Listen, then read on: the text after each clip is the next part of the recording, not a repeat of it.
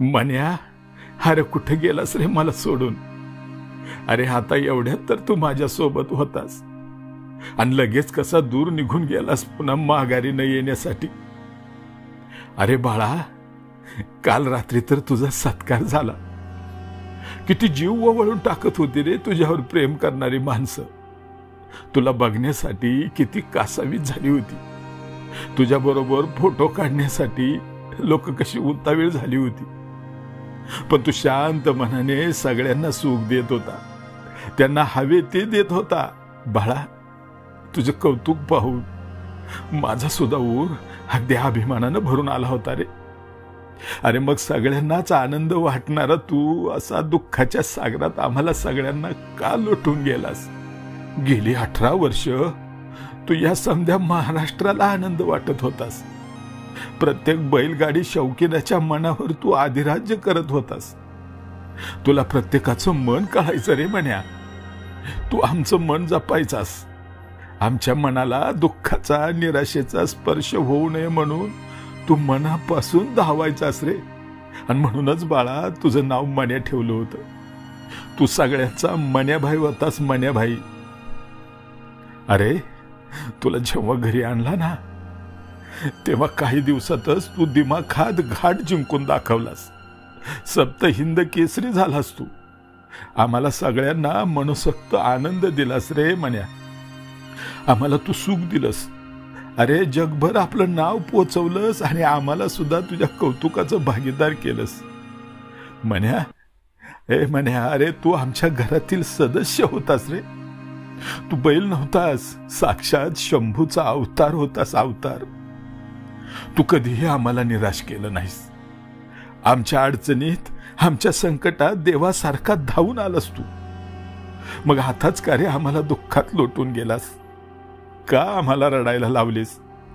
बाळा, अरे तू आमच्यात नाहीस हे सहनच होत नाही रे. मन्या, अरे तुझ्यावर प्रेम करणारे तुझे फॅन्स धाय मोकलून रडतायत रे. बघ ना, अरे सगळ्यांच्या डोळ्यात आसुवांचे नुसते सागर दाटले. तुझं नसणं कुणालाच मान्य नाही रे मन्या. मन्या परत येणार रे माझ्या मन्या.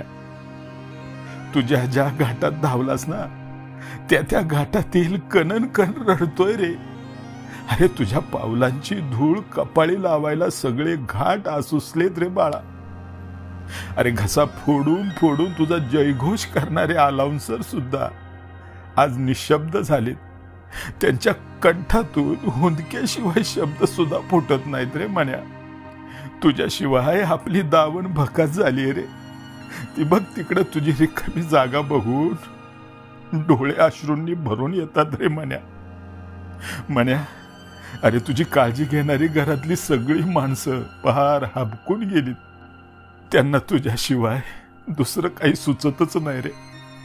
जो तो फक्त हुंदके देतोय, हुंदके, आणि डोळे टिपतोय रे माझ्या मन्या. अरे अशी काय जादू केली होतीस तू की सगळा महाराष्ट्र तुझ्या जाण्यानं खचून गेलाय?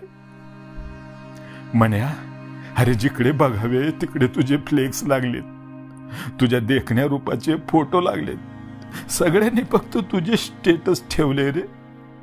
अरे एखाद्या प्रसिद्ध माणसाच्या अंत्यविधीलाही एवढी गर्दी होत नाही. एवढी माणसांची जत्रा दाटली बघ रे तुझ्या शेवटच्या दर्शनासाठी. अरे निवळ तुला बघण्यासाठी घाट माणसांच्या गर्दीनं नुसते फुलून जायचे.